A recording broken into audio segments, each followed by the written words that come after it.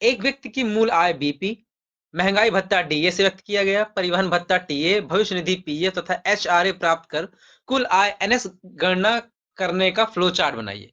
आइए देखते हैं कि इसका हम लोग फ्लो चार्ट कैसे बना सकते हैं। फ्लो चार्ट बनाने से पूर्व आपको मालूम है कि हमें इसकी एल्गोरिदम लिखनी आनी चाहिए। तो पहले क्या लिख लेते हैं इसकी एल्गोरिदम। सबसे पहले हम एल्गोरिदम की ओर बढ़ते हैं। तो इसकी एल्गोरिदम कुछ इस प्रकार है। स्टेप 1 में हम क्या कर लेते हैं, स्टार्ट कर लेते हैं। आपको मालूम है कि स्टेप 1 में सबसे पहले क्या कर लिया जाता है, स्टार्ट। नंबर सेकंड स्टेप है, मान लेते हैं माना। अब देखिए यहाँ पे बार बार मैं इनको नहीं लिखूंगा कि मूल आय बीपी है ये क्या है, मैं केवल शॉर्ट फॉर्म लिख लेता हूं। माना base price, sorry base payment H R A, इसी प्रकार फुल फॉर्म्स आप जानते ही होंगे। डी ए, यहाँ पे असेट्स है ये ए फोर। टी ए ट्रैवलिंग के लिए है। ऐसे ही है पीएफ, आदि क्या किया, प्राप्त किया, प्राप्त किया। ओके। थर्ड स्टेप में हम लोग मान लेते हैं कि कुल आय ज्ञात कैसे करेंगे। कुल आय, कुल आय, कुल आय एनएस बराबर BP plus H R A, BP plus H R A plus TA, sorry DA plus TA minus PF. प्यारे बच्चों, ये सूत्र होता है कुल आय का। जो कॉमर्स वाले बच्चे हैं उसको बेहतर तरीके से समझ रहे होंगे। क्या करते हैं हम, इन सभी आयों में से पीएफ, जो आपका भविष्य निधि है, प्रोविडेंट फंड्स हैं, उनको हम लोग क्या कर देते हैं, माइनस कर देते हैं, और तब जाके हम कुल आय की गणना कर सकते हैं। तो हम यहाँ पे कुल आय की गणना तो कर लेंगे लेकिन प्रिंट नहीं करेंगे। क्यों? इसका आंसर वही है कि हर काम को कैसे करते हैं, स्टेप बाय स्टेप करते हैं। पहले स्टेप में स्टार्ट, दूसरे में माना, तीसरे में हमने कैलकुलेट किया, चौथे में हम लोग क्या करेंगे, प्रिंट करेंगे। तो कुल आय, कुल आय जो भी आएगा वो किसमें शो किया जाएगा, एनएस को प्रिंट करेंगे। यहाँ पे प्रिंट का मतलब होता है शो करना, दिखाना या आउटपुट के रूप में प्रदर्शित करना। और जब समस्या का समाधान हो जाए तो लास्ट के स्टेप में क्या लिख देंगे, S T O P stop. ये थी उसकी क्या, एल्गोरिदम। अब इसी एल्गोरिदम के आधार पे हम लोग क्या करेंगे, फ्लो चार्ट बनाने की कोशिश करेंगे। आइए आगे बढ़ते हैं। फ्लो चार्ट बनाने के क्रम में अगर आपको मालूम हो कि सबसे पहला बॉक्स हम क्या करते थे, स्टार्ट का बनाते थे। सबसे पहले बॉक्स क्या करते थे, स्टार्ट का बनाते थे। बॉक्स नहीं है एक्चुअली, वो एक ओवल है। तो यहां लिख देते हैं S T A R T, start. अगला बॉक्स इनपुट को दिखाने के लिए होता है। तो यहाँ पे जितने भी इनपुट है उनको हम लोग पहले ग्रहण कर लेते हैं। तो देखिए, देखो, इनपुट को हम लोग इनपुट तो कहते ही हैं, इसको हम लोग रीड भी बोल सकते हैं। मैं यहाँ पे आज रीड इसलिए बोल रहा हूँ ताकि आप इन चीजों को भी जानते रहे, केवल आप इनपुट को ना जानते रहे।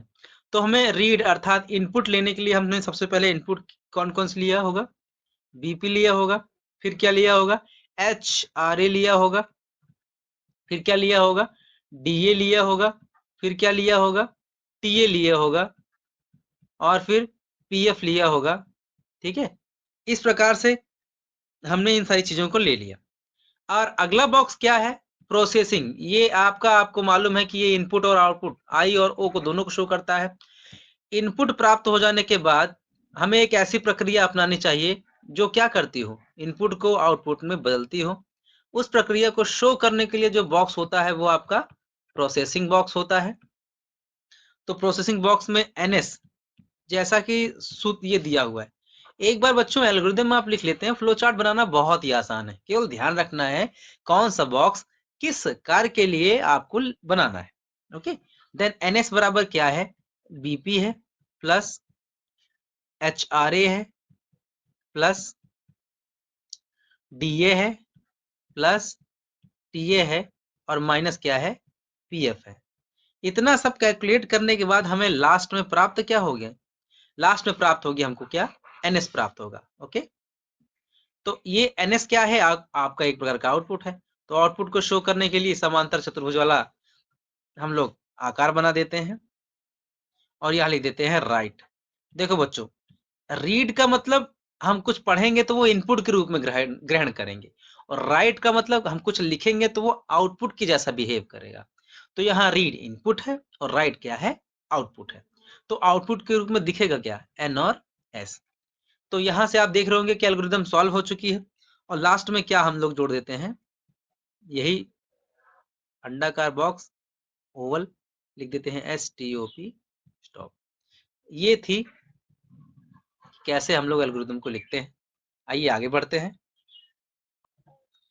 तो अब आगे हम लोग पढ़ने वाले हैं निर्णय, डिसीजन, जिसे हम लोग डायमंड बॉक्स भी बोलते हैं। ओके, तो इसे हम लोग चाहे हम डायमंड बॉक्स कह लें, इसका एक और नाम है, इसको बोलते हैं सम चतुर्भुज। सम चतुर्भुज। ओके, इसका उपयोग तब किया जाता है जब हमें कोई किसी समस्या के समाधान करते समय किसी शर्त के आधार पर निर्णय लेना हो। ध्यान रखिएगा, मैंने कौन कौन से वर्ड बोले। मैंने क्या कहा? निर्णय लेने के लिए उपयोग किया जाता है जब किसी समस्या के समाधान में समस्या रहे और उस समस्या में क्या हो? बहुत सारी शर्तें हों। उन शर्तों के आधार पे क्या हो? उन शर्तों के आधार पे हम लोग डिसीजन लेते हो, निर्णय लेते हो। उन शर्तों के आधार पे क्या लेते हो? निर्णय। और उन निर्णय के आधार पर ही हमको क्या प्राप्त होता हो? आउटपुट। ध्यान देना बच्चों, समस्या होगी, समस्या में हो सकते हैं शर्तें हों, और उन शर्तों के आधार पर हमें क्या लेना पड़े? निर्णय लेना पड़े, तब जाके आउटपुट प्राप्त होता है। अब जब शर्त होगी तो निर्णय लेते समय क्या क्या चीजें होंगी? देखिए, निर्णय लेते समय या तो जो भी शर्त रखी गई होगी उसके अनुसार कार्य होगा तो वो यस होगा। अगर उस शर्त के अनुसार कार्य नहीं हो रहा है तो वो नो कहलाएगा, है ना? तो निर्णय क्या हुआ? निर्णय दो रूप में प्राप्त हुआ, एक यस के रूप में, एक नो के रूप में। अच्छा, आप जब बूलियन इसको पढ़ते हो तो आप कह सकते हो ये 1 के रूप में प्राप्त हो रहा है, ये 0 के रूप में प्राप्त हो रहा है।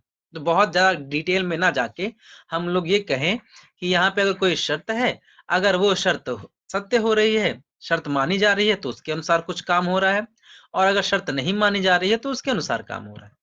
अब एग्जाम्पल के लिए अगर हम कहें कि प्यारे बच्चों, आप ऐसा करें कि जाएं बाहर से पानी ग्रहण करके आएँ या पानी लेकर आएँ, तब क्या होगा? अब हमने क्या कहा कि आप बाहर जाएँ और पानी लेकर के आएँ, ठीक है? अब इसको अगर मैं इस प्रकार से कहता कि केवल वही बच्चे यहाँ पे आ सकते हैं जो पानी वगैरह पी करके, या इसको और अच्छे से समझते हैं, या वही बच्चे यहाँ पे बैठ सकते हैं जिनकी फीस जमा हो। तब ये हमने क्या रख दिया आपके सामने? क्लास में बैठते समय क्लास में बैठते समय मैंने आपके लिए क्या रख दी? शर्त रख दी। शर्त क्या रख दी? शर्त ये रख दी कि अब आप वही बच्चा क्लास में बैठ सकता है जो जिसकी क्या हो? फीस जमा हो। वही बच्चा बैठ सकता है जिसकी क्या हो? फीस जमा हो। अगर फीस जमा नहीं होगी तो वो बच्चा क्लास में बैठ नहीं सकता। तो यही चीजें हैं, हमने क्या रख दिया आपके सामने? शर्त रख दी। ठीक, तो जब शर्त रख देते हैं तो उसी के अनुसार कार्य होता है। तो अब इसी चीज को हम लोग निर्णय के रूप में देखना है। कैसे देखना है? आइए देखते हैं। ये आपके ऊपर से आने वाला फ्लो है, फ्लो दिखा रहा है, प्रवाह दिखा रहा है, ऊपर से आने वाला प्रवाह। ठीक है, जब समस्या का समाधान करेंगे, यहाँ पे हम लोग लिखते हैं शर्तें, और उन शर्त के आधार पे डिसीजन लिया जाता है। ठीक, और यहाँ पे ये निर्णय दिखा रहा है कि इनके आधार पे हम लोग ये निर्णय ले सकते हैं, इनके आधार पे हम लोग ये निर्णय ले सकते हैं, इनके आधार पे हम लोग ये निर्णय ले सकते हैं। ठीक है, तो इस प्रकार से यहाँ पर कुल कितनी शर्तें हो गई? यहाँ पे शर्त एक ही हो गई, निर्णय कितने हो गए? भिन्न भिन्न हो गए। और ये सारे के सारे निर्णय निर्भर कर रहे हैं किस पर? शर्त पर। ये सारे निर्णय किस पे निर्भर कर रहे हैं? शर्त पर। आइए एक और तरीके से इसको समझते हैं। मान लीजिए कि हमारे पास 3 संख्याएं हैं। कितनी संख्याएं हैं? 3 संख्याएं हैं, या 3 संख्या ना छोड़ करके हम लोग मानते हैं 2 ही संख्याएं। अगर हमारे पास 2 संख्याएं हैं और ये कहा जाए इन 2 संख्याओं में सबसे बड़ी संख्या कौन है? बताइए, तब क्या करेंगे आप लोग? तो 2 संख्याओं में से सबसे बड़ी संख्या दिखाने के लिए हम लोग जनरली सामान्य रूप से लिखते क्या है? सामान्य रूप से लिखते हैं कि मान लीजिए एक संख्या है a बराबर 1, b बराबर 2, a बराबर 1 और b बराबर 2।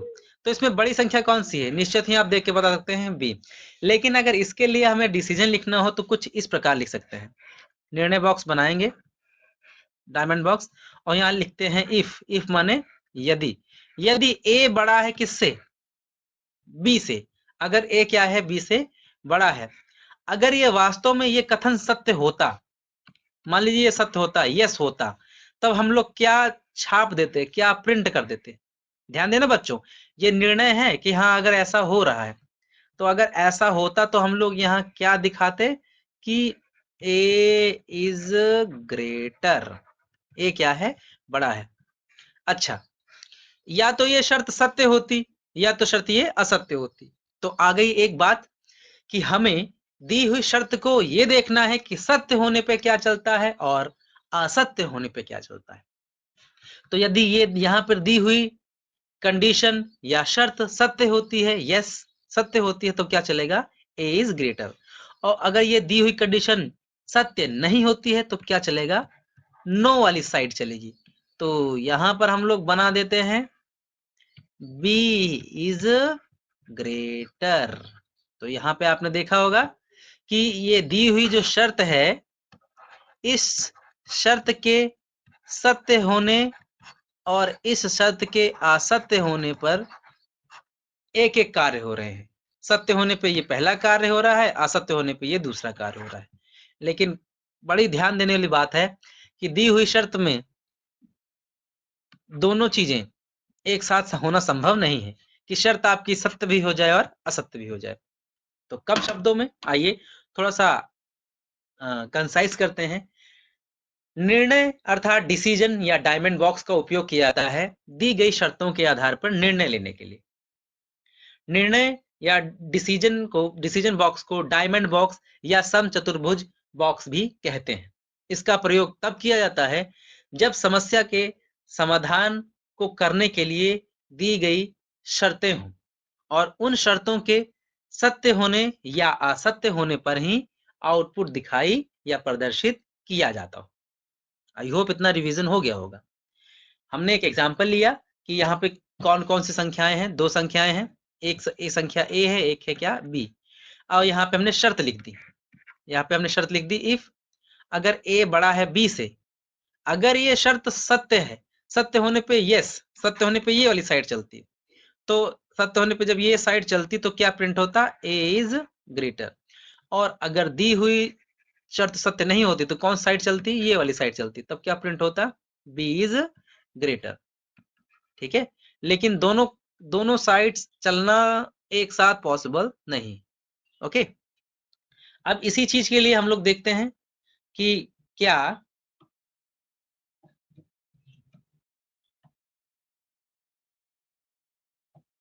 बाकी चीजों के लिए भी ये होता है। बाकी चीज मतलब अगर हम लोग मान लें a बराबर 13 और b बराबर 10, तब क्या होगा?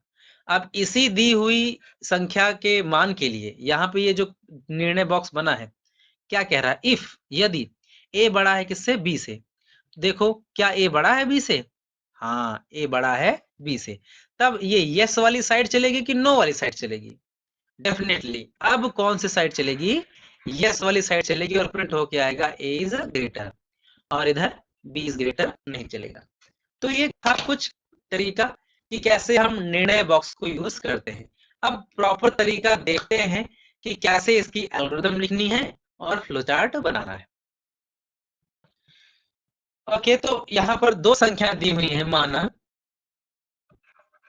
माना दो संख्या a बराबर 13, b बराबर 10। तब सबसे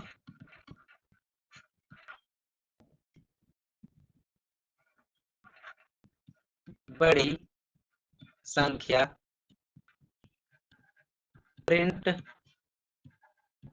करने की एल्गो और फ्लो चार्ट। अब एल्गोरिथम तो बड़ी आसान है। पहला मान लिया हमने, क्या किया? लिख दिया स्टार्ट, और नंबर 2 क्या लिखा? स्टॉप।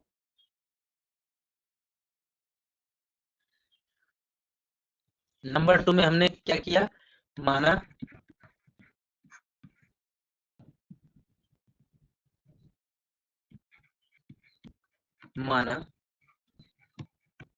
संख्या a बराबर 13, b बराबर 10। 13 लिखते हैं, यदि को हम लोग इंग्लिश में क्या बोलते हैं, इफ। यदि a बड़ा है किससे, b से, तब चौथा स्टेप चलेगा। अच्छा, एक खास बात ये कि तीसरे में भी हम लोग स्टेप बना सकते हैं। तो इसमें लिख देते हैं बड़ा है b से, तो क्या हो, प्रिंट a बड़ा है। यदि नहीं, मतलब हो सकता है कि a बड़ा ना हो। अगर अगर नहीं बड़ा है तो अगला स्टेप चलेगा कि यदि, अर्थात इफ b क्या है, बड़ा है, तो प्रिंट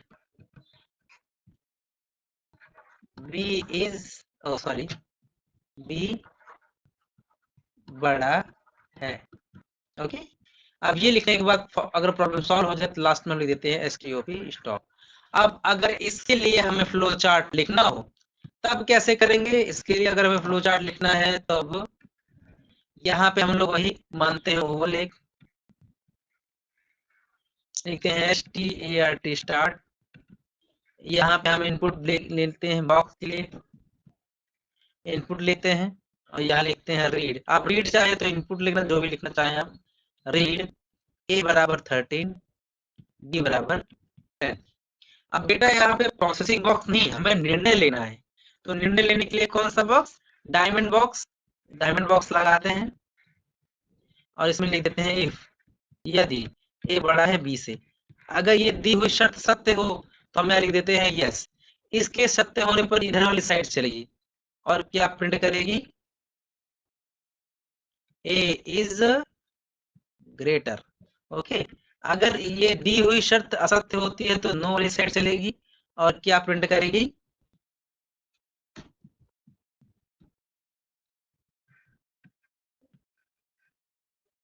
नो वाली साइड चलेगी और क्या प्रिंट करेगी, b इज ग्रेटर। ओके, और जब ये दोनों समस्या समाधान हो जाएगा तो यही विशेष बात है कि दोनों को हमें क्या करना है, स्टॉप से ला करके जोड़ देना है।